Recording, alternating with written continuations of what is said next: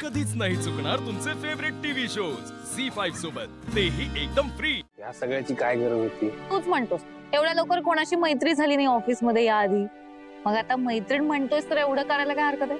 पण हे सरप्राईज असेल असं वाटलं नव्हतं मला. अरे नाही, हे सरप्राईज नाहीये.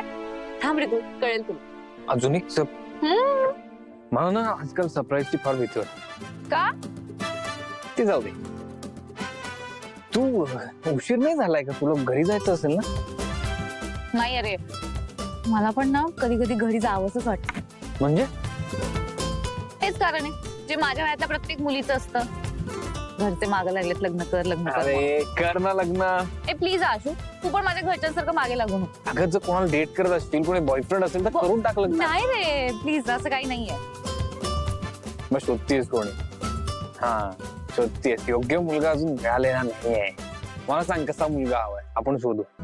हे बघ, माझ्या ना अशा मुलाकडनं काही फार अपेक्षा नाहीये, पण हा मला ना अशू फॅमिली हवी, म्हणजे जॉईंट फॅमिली हवी आहे. म्हणजे अरे लहानपणापासून ना मला अशी फॅमिली कधी मिळालीच नाही. म्हणजे लहानपणी बाबा जॉबला असायचे बाहेर, त्याच्यामुळे वर्षातून 3दा किंवा 4दाच आमची भेट व्हायची. आणि मग मी मोठी झाल्यावर आई बाबांचा डिवोर्स झाला. Sorry to hear that. अरे नाही, इट्स ओके.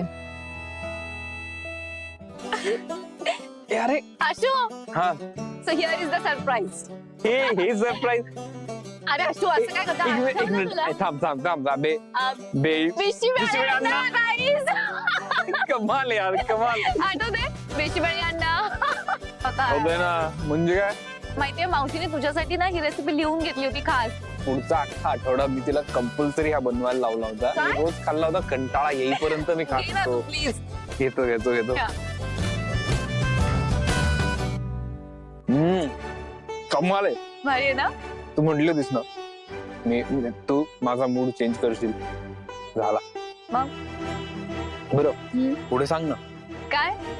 अगं आपण बोलत होतो ते आले मध्ये. राहू दे रे, आता राहू नको तो सॅड विषय. नको बोल ना, तू सांगून टाक, मनात जे काय आहे सांगून टाक. बघ आता काय, मग नंतर आई आणि मी दोघीच राहायला लागलो.